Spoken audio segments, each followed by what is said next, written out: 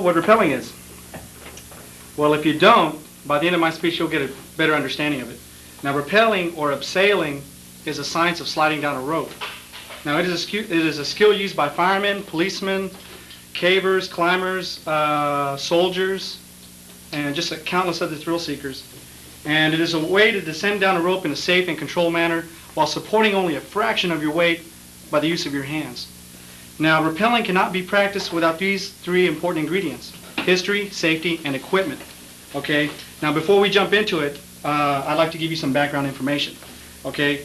Rappelling is fun, but certain steps must be taken before you accomplish a descent.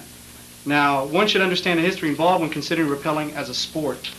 Okay? It was developed by mountaineers in the 1800s, and they used more sophisticated methods of body rappelling, like recovery of animals, and they later incorporated more sophisticated methods. Okay, and as for the 20th century, climbers and cavers began the usage of mechanical descending devices. Now, mechanical descenders are used universally by almost all rappellers nowadays. Okay, rappels can be accomplished from many obstacles at different heights. Now, number one is cliffs, number two is buildings, three is helicopters, which I have had the pleasure of doing, and the last one is towers. Okay, now once you have determined that you do want to rappel, then safety becomes an important issue. But before I do that, you're probably saying, well, Hugh, what is rappelling? I still don't get it. Okay, I can't actually give you a demonstration, but I can use a skill model to represent that demonstration. Now, everybody knows who this guy is. Kenny. Okay. As you can see, Kenny's wearing a Swiss seat, which is preferably used by the Army. Okay, I'll show that to you later. And a carabiner, which is your descending device. Now, what a rappeller does is get out the base at the top of the cliff, and he links himself up to the lifeline, which is a rope. Okay, if I can get it on there. Be patient with me, Kenny. Okay. What the rappeller does after that is signal to the guy below that he's ready to rappel. And what he'll do is do some bounding down the cliff. Okay? Now, y'all are probably laughing now, why did I drop this guy? Well, this is going to bring me to my next topic, which is safety. As for Kenny there, he's synthetics, right? He's not human, he's expendable, but you're not, okay?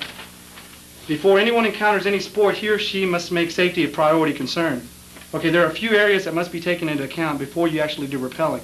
Number one is instructional attitude. Having fear and being scared is good. It could probably save your life because you take time before you do your descent.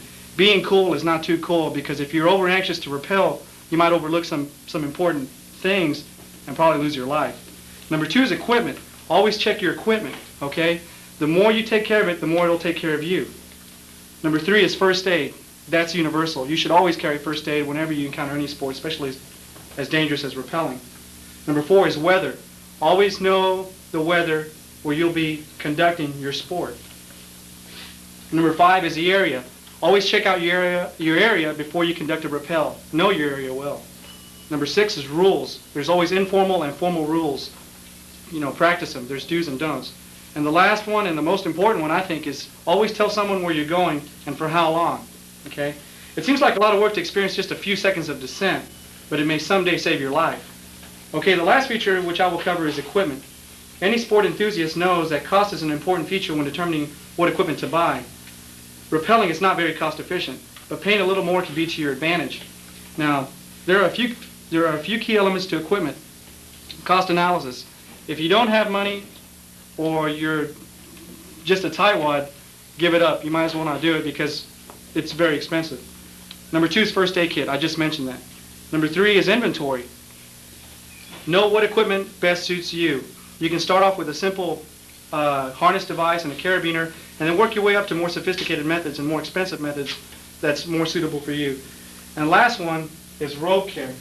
Now, rope's been around for hundreds of years, and besides it being a fastening tool and a bondage device for some people, it's the most important device used for rappellers and climbers universally. Okay, this particular rope is half-inch in diameter, nylon 66. Nylon 66 is just a material used for this rope. Okay. What I want to explain now is a Swiss seat.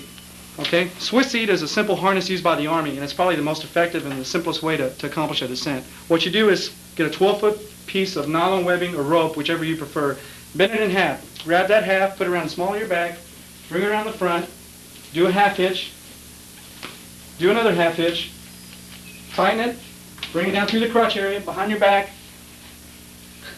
bring it under the pre-existing lines.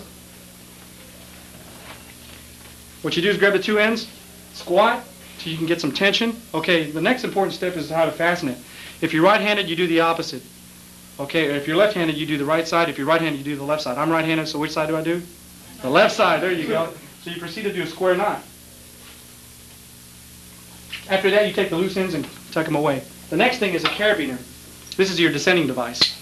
In order to secure this one, you need to face the gate downward, and the part where it opens, face it towards you. You proceed to run it through the first line, then the second line. Then you close the gate. The next step you do is rotate it to where the gate is now facing upward and out. Okay?